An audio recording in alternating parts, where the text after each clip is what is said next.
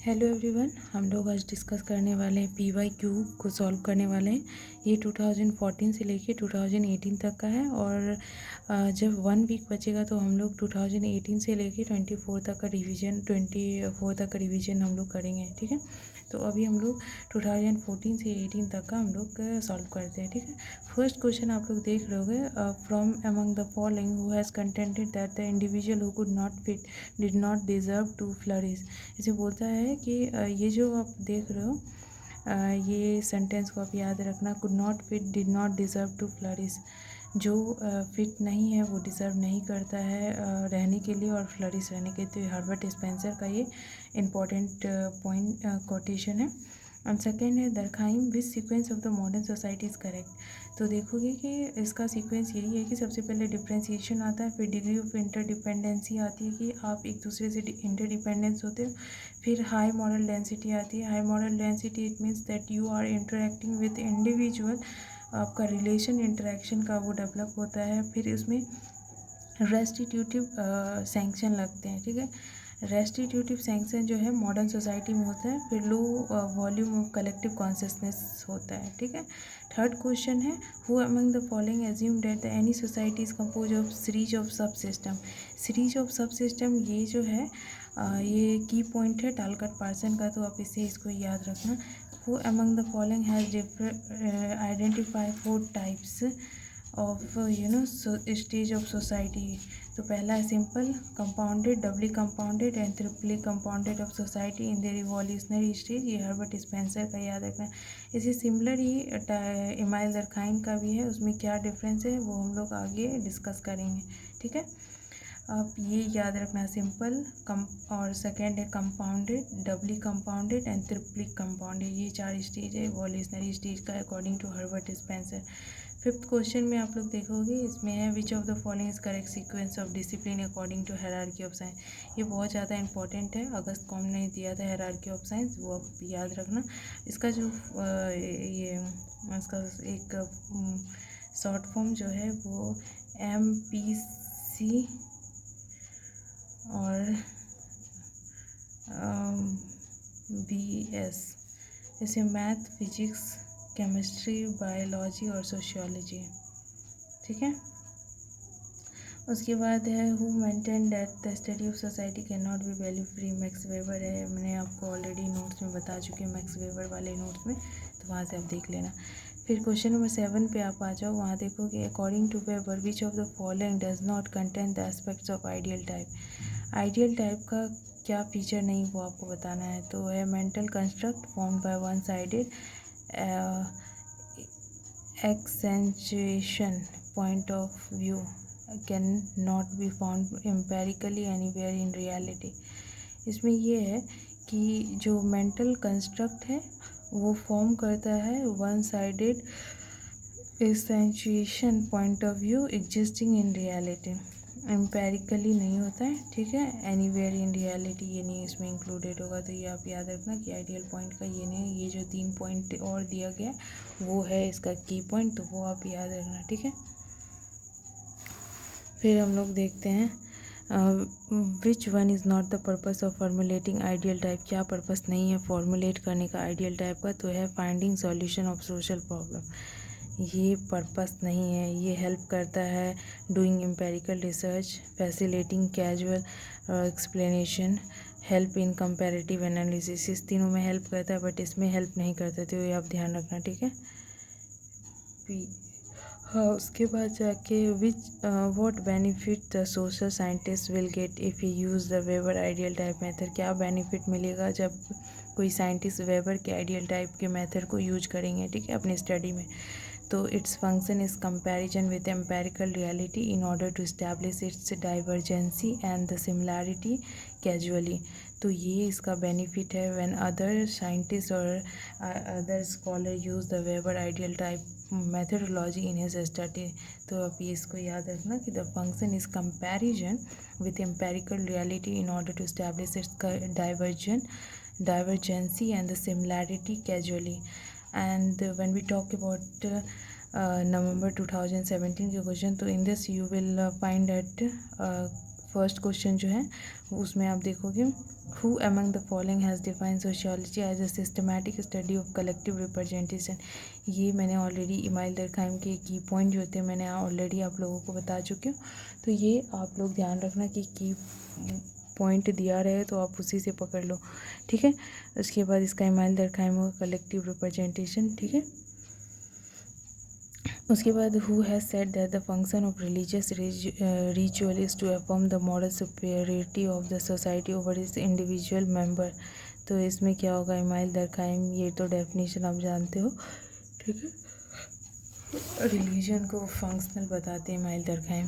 उसके बाद हम लोग देखेंगे अब हम लोग क्वेश्चन नंबर 12 पे देखेंगे, ठीक है। Who has stated that economic social political strata are through the independent but they articulate each other in day-to-day life situation in a stratified society। ये वेबर का डेफिनेशन तो आप लोग याद रखना। स्ट्रेटिफिकेशन सोसाइटी पे इन्होंने ये बोला था कि इकोनॉमिक सोशल और political strata are through independent but they articulate each other in day to day life situation, ये वेबर का है। फिर क्वेश्चन नंबर 13 में हम लोग देखेंगे कि who was of the opinion that the revolution और लोकोमोटिव ऑफ हिस्ट्री। ये तो मैंने की पॉइंट में बताया था मार्क्स वेबर के इंपॉर्टेंट की पॉइंट में, तो वहाँ से ये क्वेश्चन आया। तो आप ये ईजिली आप इसको टैकल कर सकते हो एग्जाम में। एंड देन क्वेश्चन नंबर 14 पे आप लोग आते हो तो आप लोग इसमें देखोगे दरखाइम most important methodological contribution was this functional analysis. मैंने ऑलरेडी बताया कि आप किस स्कूल से बिलोंग करते हो, किस पर्सपेक्टिव को वो अपने थ्योरी में यूज करते हो, वो मैंने बताया था कि दरखाइम फंक्शनलिस्ट पर्सपेक्टिव से है। उसके बाद क्वेश्चन नंबर 15 में हम लोग देखेंगे। क्वेश्चन नंबर 15 जो है इसमें आप लोग देखोगे कि according to Max Weber the social science must have value relevance. इसका ये की पॉइंट है, मैंने बताया कि वैल्यू रेलेवेंस, वैल्यू रिफ्लेक्सिविटी और ये सारी चीज़ के बारे में बताया कि ये की पॉइंट है मैक्स वेबर का। उसके क्वेश्चन नंबर 16 को देखेंगे Durkheim believe society as normal.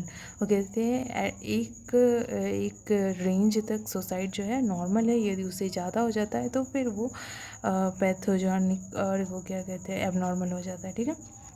Question number 17 को देखते हैं। कार्ल मार्क्स का है कि कैपिटलिस्ट सोसाइटी में जो 4 टाइप ऑफ एलिनेशन होता है वो किस चीज़ के बीच में होता है, वो आपको सीक्वेंसली बताना है।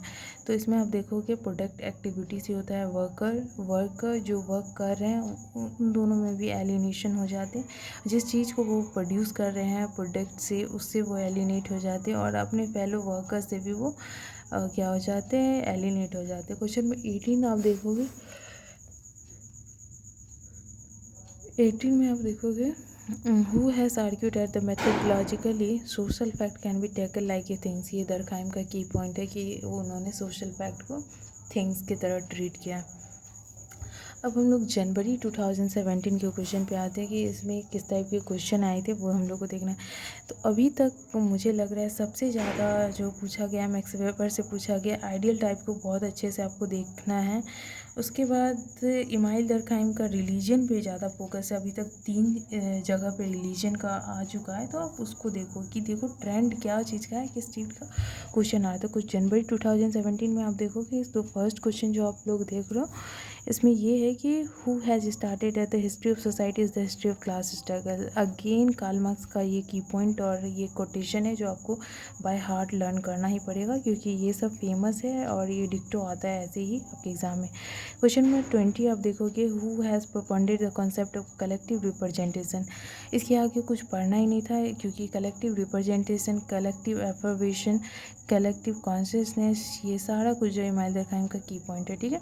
Which one is the important concept in the theory of socialization held by Emile Durkheim? Collective consciousness, ठीक है, आप लोग तो जानते ही। एंड क्वेश्चन नंबर 22, ठीक है। क्वेश्चन नंबर 22 में आप देखोगे central to Durkheim functionalism was distinction between which form of social organization, normal और पैथोलॉजिकल, दोनों में उन्होंने डिस्टिंग्यूज किया था। क्वेश्चन नंबर 23 आप देखो the problem with scientist selected for study and their conceptualization were determined by the value of the scientist according to Max Weber. This statement refers to value relevance that कि जब आप कोई किसी problem को लेते हो which scientist selected for study and their conceptualization were determined by the value of scientist, if इसका conceptualization scientist के खुद के कॉन्सेप्ट और अंडरस्टैंडिंग पे बेस हो जाए तो ये वैल्यू रेलेवेंस नहीं होगा। तो ये बहुत इंपॉर्टेंट है कि आप जब कोई भी स्टडी करो तो अपने प्रीजुडाइज को साइड में रख के जो भी स्टडी डिमांड करता है एज इट इज़ आपको उसको देखना है, ठीक है। तब ये जो है ये वैल्यू रेलेवेंस और इसके और भी की पॉइंट है, उस चीज़ को आप लोग एक बार मैक्स वेबर के जो मैंने वीडियो डाला उस वीडियो में आप लोग जाके उस चीज़ को आप वहाँ से टैकल कर सकते हो, देख सकते हो क्या क्या इंपॉर्टेंट पॉइंट है। फिर क्वेश्चन नंबर 24 में आप लोग देखोगे अकॉर्डिंग टू मार्क्स, ठीक है, ये कार्ल मार्क्स का बात हो रहा है। When people become aware of their conflicting relation, मैंने बताया था class for itself and class in itself. जब आप अपने कॉन्फ्लिक्टिंग और सप्रेशन या एक्सप्लॉइटेशन के बारे में कॉन्शियसनेस हो जाता है, जब कॉन्शियसनेस आ जाता है उस चीज़ को लेकर, तो ये सिचुएशन जो है क्लास फॉर इटसेल्फ का है। When you are not aware of your exploiting situation, then that time is called a class in itself. But when you get a consciousness about the exploitation, then that situation is called class for itself. And 25 में आप देखोगे who has written the book rule of sociological method. It's so easy because मैंने chronology में book दिया था email दरखाइम का, उसमें आप देखोगे तो ये और ये क्रोनोलॉजी में आता भी है बुक। तो इस दोनों तरीके से आपको याद करना है, एक बुक के क्रोनोलॉजी के सीक्वेंस के लिए भी और ऐसे भी आपको याद रखना है किसने लिखा है, ठीक है। क्वेश्चन नंबर 26 में आप देखोगे, क्वेश्चन नंबर 26 में है कि who has presented the view the historical approach that also make possible generalization about the process of social change, ठीक है। Historical approach that also make possible generalization about the process of social change, ये जो sentence है ये max Weber का है, ये आपको याद रखना है। क्वेश्चन नंबर 27 में आप लोग देखोगे which among the following attempt to discover the social cause of society by relating the rate of society in different social group to the characteristics of the group। ये सोसाइटी का जानते हो कि इस होल कॉन्सेप्ट जो email दरखाइम का है, कैसे सोसाइटी जो है वो दरखाइम बोलते हैं सोशल फेनोमेना है, नॉट ए साइकोलॉजिकल फेनोमेना, और on the basis of to social integration और सोशल रेगुलेशन से कैसे सोसाइटी फर्दर डिवाइड होता है, वो चीज़ आपको मैंने ऑलरेडी डिटेल में बता चुकी है। आप वहाँ से जाके अब इस कॉन्सेप्ट को क्लियर कर सकते हो, नहीं है तो। क्वेश्चन नंबर 28 को हम लोग देखते हैं, ठीक है। Question number 28 again max Weber का है, एलिनेशन इन कैपिटलिस्ट सोसाइटी। आप जानते हो डिसएंचेंटमेंट ऑफ द वर्कर, ये मैक्स वेबर के अकॉर्डिंग है, तो आप वो देख लेना, ठीक है। कुछ जुलाई 2016 का हम लोग अब डिस्कस करेंगे कि क्या क्वेश्चन आया है 2016 में। ये इंपॉर्टेंट है कि आप 10 ईयर के एटलीस्ट क्वेश्चन सॉल्व करो, सो वो आपके एग्जामिनेशन पॉइंट ऑफ व्यू से आपका कॉन्सेप्ट क्लियर हो और उस टाइम में आपको पता हो कि किस टाइप के क्वेश्चन आते हैं, बिकॉज अल्टरनेटिव टाइम में ये रिपीट होते हैं और नहीं होते तो कॉन्सेप्ट एटलीस्ट सेम होते हैं, ठीक है। तो इस चीज़ के लिए आप लोग इसको प्रिपेयर करो। एंड 29 हम लोग डिस्कस करते हैं, who among the following say that the sociology study of collective paper. जैसे अगेन रिपीट हो रहा है, आप देख रहे हो इमाइल दरखाइम का ये क्वेश्चन अगेन रिपीट हो रहा है। 30 according to Max Weber ideal type क्या है। अगेन आइडियल टाइप देख रहे हो हर बार रिपीट हो रहा है, एवरी शिफ्ट में एवरी ईयर में रिपीट हो रहा है। तो ये क्या है, कॉन्सेप्चुअल और analytical tool to understand social phenomena, ये आपको याद करना है। Who among the following is the author of mind self and society. So G H. Mead के बारे में मैंने वीडियो दिया है फैक्ट बेस पर, तो वहाँ से आप जाके जी.एच. मीड के जितने भी इंपॉर्टेंट कीवर्ड को आप लोग वहाँ से जाके देख सकते हो। इसमें आई थिंक टोटल क्वेश्चन जो PYQ में है 75 है, तो आई डोंट थिंक सो मैं एक वीडियो में कवर कर पाऊँगी, तो मैं इसको हाफ डिवाइड कर देती हूँ, ठीक है। 75 है तो हम लोग आज 38 तक करके आज छोड़ देते हैं, फिर 2015 एंड हमारे पास 2014 का रेस्ट बच जाएगा जिसको हम लोग देखना है। 2015 का 2 शिफ्ट है और 14 का भी 2 शिफ्ट है, ठीक है। तो 32 हम लोग सबसे पहले डिस्कस कर लेते हैं। टू इमाइल दरखान मॉडल डेंसिटी क्या होता है, इसका मतलब होता है increase interaction between the individual. जब इंटरेक्शन इंडिविजुअल्स के बीच में बढ़ जाए तो इसी को हम लोग मॉडल डेंसिटी कहते हैं, ठीक है। Max Weber distinguish power from authority as the presence and absence of legitimacy. मैंने बताया था कि पावर लेजिटिमेट यदि हो जाता है तो वो ऑथोरिटी बन जाता है, और लेजिटिमेट नहीं हुआ तो ये डिपेंड करता है कि आप पावर कौन पावर यूज़ कर रहा है। जब उससे लेजिटिमेशन जुड़ जाता है तो ऑथोरिटी पावर एग्जर्ट कर रहा है तो ये लीगल है। ओके, तो ये लेजिटिमेशन के एब्सेंस और प्रेजेंस में वो ऑथोरिटी बनता है। यदि लेजिटिमेट है तो वो ऑथोरिटी बनेगा, नहीं है तो फिर वो ऑथोरिटी के नहीं होगा। ठीक है, 34 क्वेश्चन में आप देख रहे हो कार्ल मार्क्स से रिलेटेड है 5 ग्रेट मोड ऑफ प्रोटेक्शन। ये बहुत इंपॉर्टेंट, मैंने की वर्ड में और फिर जाके उसके कॉन्सेप्ट में मैं ऑलरेडी डिस्कस कर चुकी हूँ। तो सबसे फर्स्ट क्या होगा, प्रिमिटिव कम्युनिज्म। इसमें क्या होता है, क्लासलेस सोसाइटी होते हैं, सारे कुछ जो है वो कम्युनिटी में डिस्ट्रीब्यूटेड होते हैं, जिसको जितना ज़रूरत होता है उसी के अकॉर्डिंग वो लेते हैं और न यूज़ करते हैं। सेकंड, स्लेवरी आ जाता है। अब यहाँ पे स्लेव हो जाते हैं किसी के पास, क्योंकि आप प्राइवेट प्रॉपर्टी का कॉन्सेप्ट आ जाता है, तो जिसके पास प्रॉपर्टी होती है वो लॉर्ड हो जाते हैं और ये यहाँ पे सर्व हो जाते हैं। And third is feudalism. Feudalism में क्या होता है, अब आप किसी के मजदूर बनोगे, कोई आपके मालिक होंगे जिसके पास खेती का घर रहेगा और आप उसके खेत में मजदूरी करोगे एंड देन वो, ठीक है। एंड फोर्थ हो जाता है कैपिटलिज्म, जहाँ इंडस्ट्रियलाइजेशन आ जाता है और आप एक वेज वर्कर बन जाते, डेली वेज वर्कर, और इंडस्ट्रियलिस्ट लोग एक्सप्लॉइट करते हैं हैव्स एंड हैव नॉट का। मैंने बताया था कैसे कैपिटलिस्ट सोसाइटी में दो तरह के क्लास होते हैं, ठीक है। एंड ये सारे जो हैं आप इसके देख सकते हो mode of social change, Karl Marx के according 5 great mode of social change है, इसको आप देख लेना, ठीक है। 35 में type of authority in religion, traditional होगा, रिलीजन का जितना भी कुछ होता है वो सारे कुछ क्या होते हैं, ट्रेडिशन पे बेस्ड होते हैं, क्योंकि ये आज का नहीं है, ट्रेडिशनली हम लोग फॉलो करते आ रहे हैं, रूल रेगुलेशन जो भी रिचुअल्स हम लोग फॉलो कर रहे हैं, ठीक है। 36 में हम लोग आते हुए जो stated that the crime is normal so easy because previously also it's repeated. तो क्राइम को नॉर्मल बिहेवियर किसने बोला, तो आप जानते हो कि इसमें माइल दरखाए में। एंड 37 है में क्वेश्चन में हम लोग देख रहे हैं कि human activity can be observe and comprehended from inside. जब ये सेंटेंस रहे तो आपको दिल से को टिक करना है, okay. The statement that capitalist has led to the disenchantment of the worker with his work is attribute to Weber. ये बहुत ईजी है, अभी हम लोगों ने ऑलरेडी देख चुके हैं। तो मतलब ये है कि वेबर, कार्ल मार्क्स और जो इमानुएल दरखाइम है, इसे आप लोग देखोगे क्वेश्चन रिपीट हो रहा है हर बार, कभी ये क्वेश्चन पूछ दिया जाता है अल्टरनेट वे में। तो ये सब सेट आप एक बार देख लो, बहुत कुछ आइडिया होगा, हेल्प मिलेगा आपको। एंड कुछ नए थिंकर भी हैं, जैसे यूनिट 1 के PYQ में आप लोग देखा कि नए नेम भी आ रहे हैं, डिल्थे का नेम आ रहा है जो कि यूनिट 1 में और होल सिलेबस में नहीं है। तो इम्पॉर्टेंट है कि आप एक्स्ट्रा इस चीज़ को आप एक नोट डाउन करो, और दिल्थे के बारे में थोड़ा सा आप बस गूगल करके थोड़ा सा उसके बारे में एक नोट्स बना लो, शॉर्ट नोट्स, कि दिल्थे का अप्रोच क्या है, किस पर्सपेक्टिव से बिलोंग करते हैं, इंपॉर्टेंट कॉन्सेप्ट और थ्योरी क्या है उससे रिलेटेड, वो चीज़ आप एक बार मेंशन कर लो अपने में, ठीक है। अब 2015 के दिसंबर का हम लोग देखते हैं, the concept of positivism coin by August Comte करते हैं, हम लोगों को मालूम है। पॉजिटिविज्म का मैंने बता दिया। 40 में हम लोग देखेंगे सोशियोलॉजी ऑफ इकोनॉमिक लाइफ, मेल्सर। ये बहुत इंपॉर्टेंट है और ये आपको लर्न करना है बाय हार्ट, क्योंकि ये रिपीट हो रहा है। Who was of the opinion the revolution locomotive, ये अगेन रिपीट हुआ है, तो आप इसको देख लेना कि हर बार रिपीट हो रहा है। And explaining his view on division of Durkheim in book which theory, Darwinian principle का उसने किया था जिक्र अपने डिवीजन ऑफ लेबर में, तो ये भी आप याद रखना।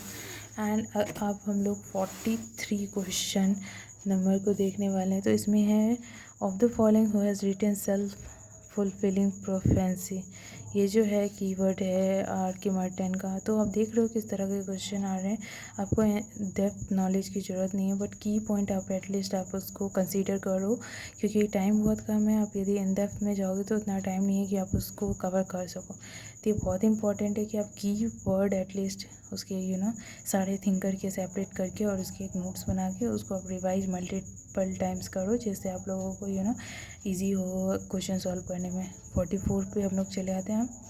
Who made a distinction between class in itself on class for itself, easy है, कार्ल मार्क्स है। Difference between value judgement and value reference has given by Maxwell, बहुत ईजी है। डी स्कूलिंग इवान एलिच, ये हम लोग जानते हैं। D schooling of society जो है वो इवान्स का है, ठीक है। जून 2015 का हम लोग देख लेते हैं। इसमें फर्स्ट क्वेश्चन है difference between between natural and social science arise from cognitive intention of the investigation whose view is this. Max Weber का है difference between natural and social science arise from cognitive intention of the investigator. तो ये आपको थोड़ा uncommon है, ये आपको थोड़ा सा इसको देख लेना है, ठीक है। Who has given the functional theory based on basic and drive, Malinowski है, ये तो मैंने कीवर्ड उसका है, आपको एक बार मेलिनोस्की का जो की पॉइंट मैंने दिया है उसको जाके एक बार आप लोग देख लेना।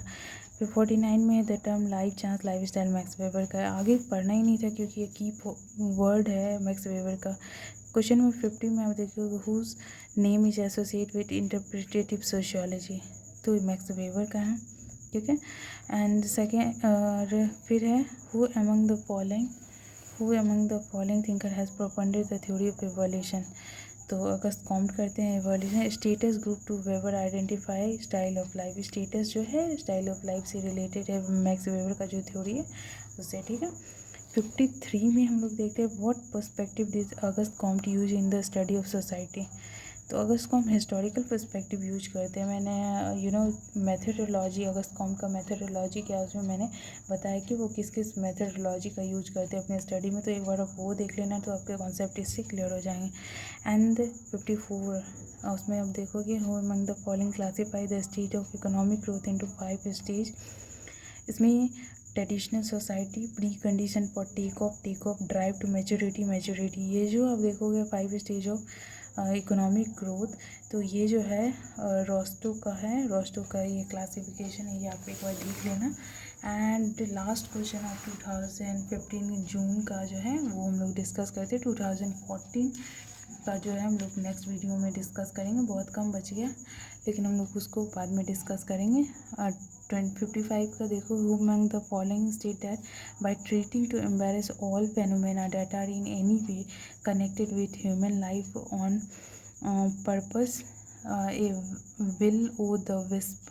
ये जो है आपको की वर्ड याद रखना है, विल ओ द विस्प, ये जॉर्ज सिमल का है, ठीक है, will o the wisp George Simmel का है, ठीक है। 2014 का हम लोग नेक्स्ट वीडियो में डिस्कस करेंगे। अब तक यदि कुछ भी समझ में ना आए और यदि आप इस तरह से और रिवीजन करना चाहते हो तो प्लीज़ कमेंट डाउन बिलो और आप मुझे बताओ कि और आप क्वेश्चन यदि डिस्कस करना चाहते हो, सॉल्व करना चाहते हो, क्योंकि टाइम बहुत कम है, तो जितना ज़्यादा क्वेश्चन आप सॉल्व कर सकते हो करो। और कहीं भी कन्फ्यूजन हो, कुछ समझ में नहीं हो तो आप कमेंट सेक्शन में आप कमेंट कर सकते हो, पूछ सकते हो, अपनी क्वेरी को डाल सकते हो। तो आज के लिए इतना है, हम लोग नेक्स्ट वीडियो में मिलते हैं, तब तक के लिए आप लोग अच्छे से पढ़ाई करो।